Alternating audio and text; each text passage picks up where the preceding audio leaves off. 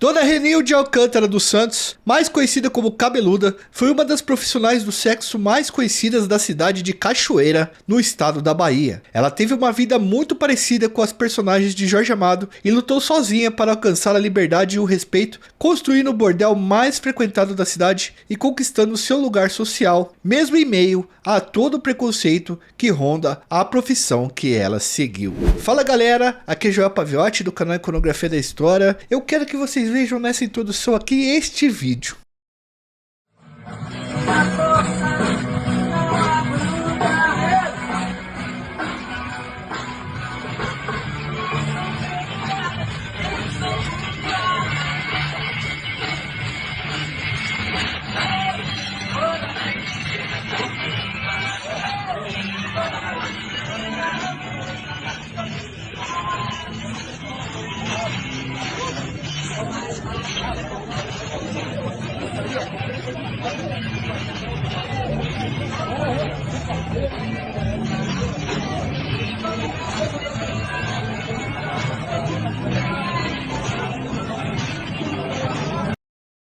Vocês viram esse vídeo? Parece que algum prefeito, algum deputado, algum senador, alguma celebridade faleceu e está sendo cortejada. Mas não, essa pessoa que está sendo cortejada é a Dona Cabeluda, conhecida como uma das maiores cafetinas da história da Bahia. E a trajetória dessa mulher é uma coisa bastante interessante e a gente vai ver hoje aqui. Dona de zona e cara que frequenta zona. E eu sei que vocês gostam desse assunto de zona também. Então vamos junto com a gente. Deixa seu like, se inscreve no canal, ativa o sininho. Fernandão, roda a vinheta.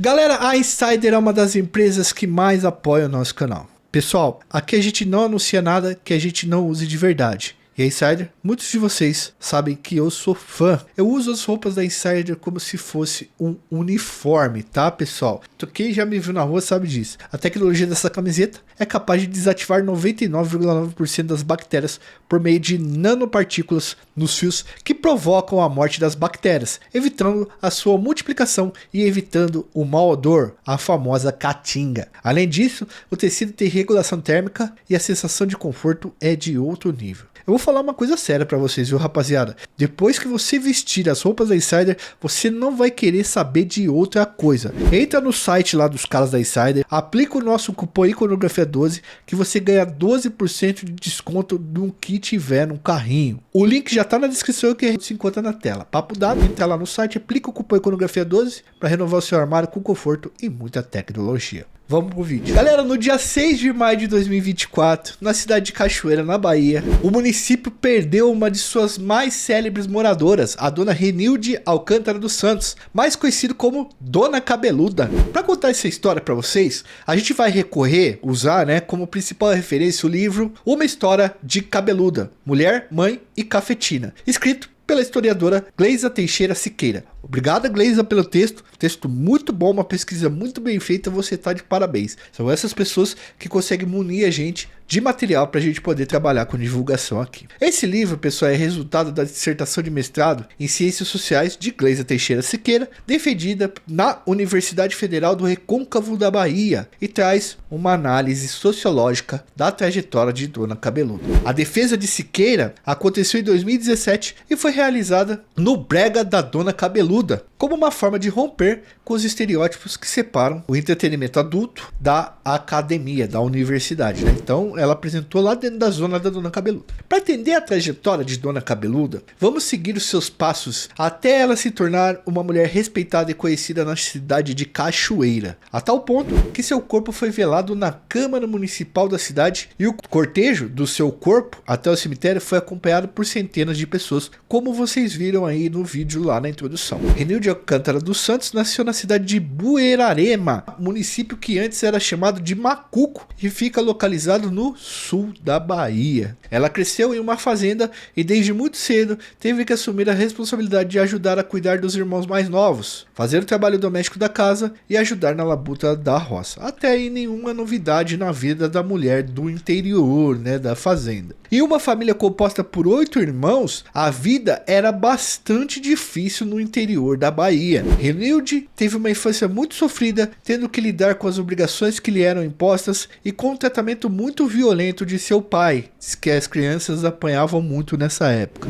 Segundo ela, os seus pais nunca deram importância aos estudos, por isso ela nunca frequentou uma escola e não realizou o sonho de aprender a ler e a escrever. Isso era muito comum de não dar valor para a escola, pessoal. A pessoa nascia na área rural e os pais já logo colocavam a pessoa na lida, na labuta, no trabalho, para ajudar, como força, mão de obra de trabalho mesmo. Então a escola não era uma coisa que as pessoas colocavam muitos filhos no passado. Caso o Cabeludo não executasse o serviço do jeito que o pai mandava, ela recebia castigos físicos e xingos, o que tornava a relação familiar muito dura. Aos 12 anos de idade, a família de Renilde arrumou um casamento para ela e ela ainda era menina, né? E aí ela se viu casada com um homem de 30 anos que assumiu o lugar do pai no tratamento que ela recebia. Cara, esses casamentos de meninas de 12 anos no interior do país, e até não no interior do país, mas em vários lugares, eles eram muito comuns, tá? Antigamente, não digo que hoje acontece, mas eram muito comuns antigamente, infelizmente, né? Não que eu aprove essa situação, era uma questão cultural da época e que subjugava bastante meninas de 12 anos casando com homens de 30, né? Isso parece até um absurdo de você pensar hoje, mas naquela época acontecia bastante. Bom, casada à força, ela teve 2 filhas com o marido,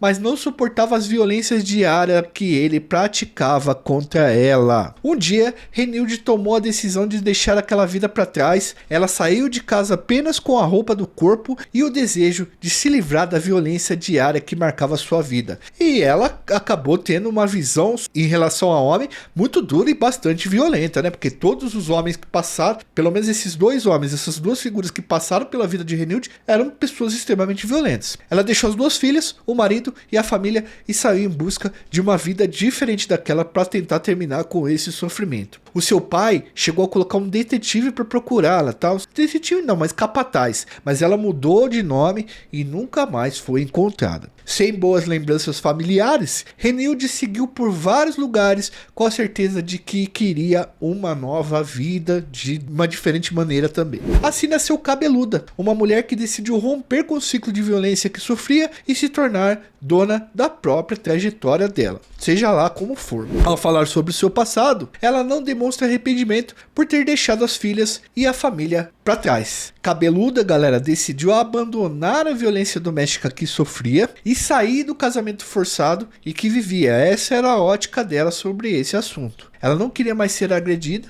ela queria ser dona da própria vida e alcançar uma liberdade que nunca tinha tido até então, quando ela estava sob custódia de vários homens violentos. Sem dinheiro e sem destino certo, ela disse que passou por vários lugares, chegando até a morar em determinado momento na fronteira do Brasil com o Paraguai. Passou 5 anos vivendo na gabina de um caminhão. Que seria a cabina, né? A cabine do caminhão. Aos 27 anos de idade, Cabeluda chegou à Cachoeira por indicação de uma amiga e foi ali que ganhou a alcunha que tornou-a conhecida, Dona Cabeluda. Ela tinha cabelos muito compridos e era muito peluda. Por isso, passou a ser chamada de Cabeluda. Na Travessa Tavares, na casa número 5, ela montou o seu primeiro ponto de entretenimento adulto, aquele que você paga para dar uma cachumbada, certo? Mais tarde, mudou-se para a rua 7 de setembro, na casa número 12, onde fixou seu brega, nome dado às zonas nessa região da Bahia, tá? Vamos lá no brega! Você já foi no brega, Fernandão?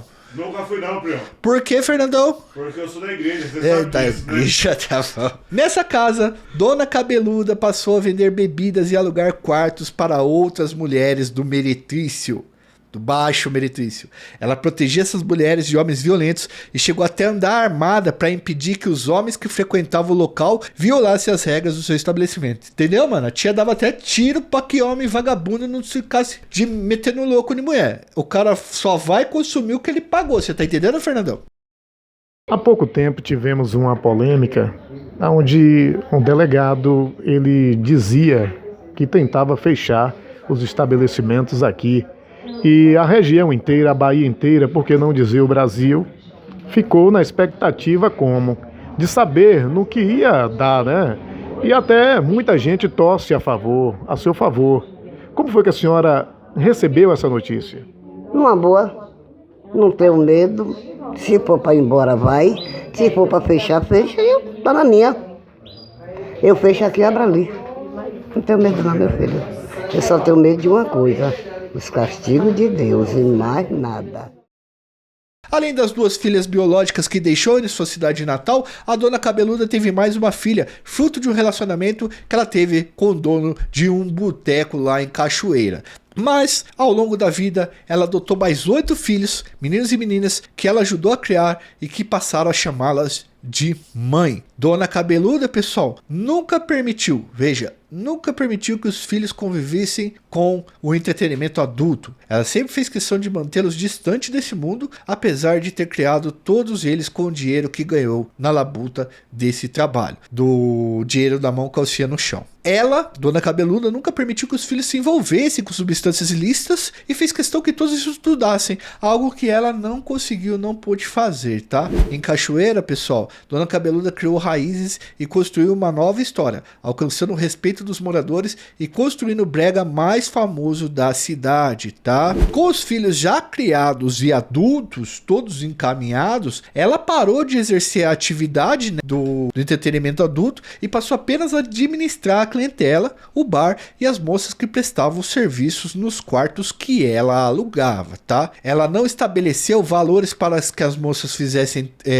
programas no brega, tá? Ela cobrava apenas o aluguel dos quartos e cada um tinha liberdade para colocar o preço que os seus clientes pedissem. Porque o que acontece? Tem um crime no Brasil chamado rufianismo, né? Que é o cara gerenciar esse entretenimento adulto. Então a menina vai lá, se deita com o maluco e o cara pega uma parte, pega uma porcentagem, entendeu? Esse é o cafetão clássico. Mas o que acontece? A Dona Cabeluda não fazia isso. O que ela fazia era apenas alugar o quarto e ela não pegava. Por isso que muitas meninas da região acabavam indo lá porque falavam assim, olha, a Dona Cabeluda ela é honesta nesse ponto, a gente vai na zona e ela cobra o que enfim, é dela. Cabeluda nunca desejou que seus filhos seguissem os seus passos, sempre manteve eles longe do barato, chegando a alugar uma outra casa para que eles não ficassem e não tivessem contato no mesmo ambiente que o brega onde ficava a Dona Cabeluda. E ela dizia sempre assim, abre aspas, aqui não é vida para ninguém, eu vivo essa vida para vocês não viverem, fecha aspas. Durante a vida, Cabeluda enfrentou muitos estigmas e preconceitos, mas conseguiu encontrar o respeito dentro da cidade de Cachoeira,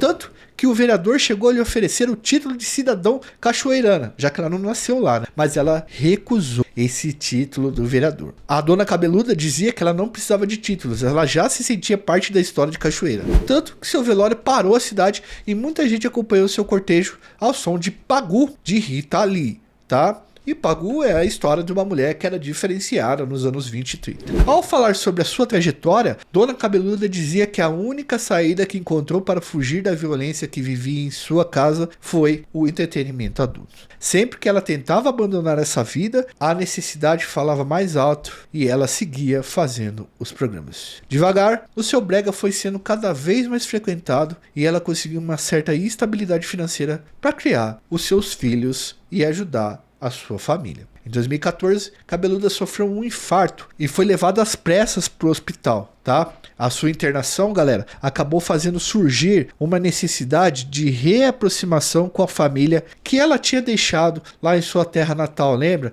As 2 filhas que ela acabou deixando. Dona Cabeluda precisava dos documentos que tinha deixado para trás. Os seus filhos foram até Itabuna e publicaram na rádio informações sobre ela e sobre sua família biológica. Essa ação de publicar isso daí na rádio permitiu o reencontro entre Cabeluda e seus irmãos e também o reencontro de Cabeluda com as suas 2 filhas biológicas que tinha deixado lá no passado. Cabeluda, inclusive, pessoal, não revelou que tinha uma casa de facilidades, né, uma zona. Falou para os irmãos e filhas que ela tinha um boteco. Me parece o livro do Jorge Amado, Tieta, que a Tieta chega na cidade e ela, enfim, começa a desembolsar dinheiro, dá presente para todo mundo e tal, mas na verdade, não sei se era em São Paulo ou se era na capital, ela tinha uma zona. Seus pais já tinham falecido, mas ela disse que ficou 4 dias com a família biológica e foi muito bem tratado por todos eles. A clientela de sua casa era bastante variada. Ela recebia pessoas de diferentes cidades e diferentes posições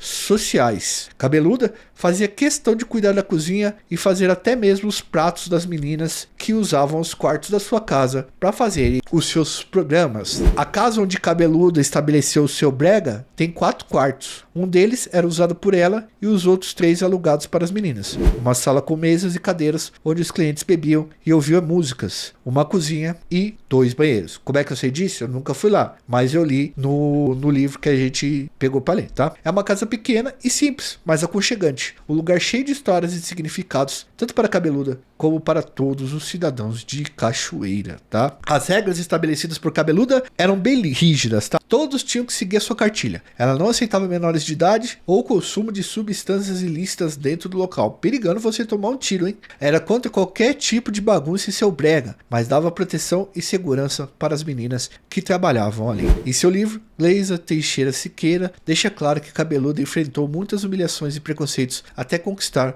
um lugar social que passou a ocupar dentro do município de Cachoeira. Ela criou seus filhos, ajudou a cuidar de seus netos e bisnetos e faleceu de um infarto aos 80 anos de idade, agora em 2024. A sua partida causou uma comoção geral na cidade, ao som dos versos de Rita Lee, abre aspas, minha força não é bruta, não sou freira, nem sou tananã.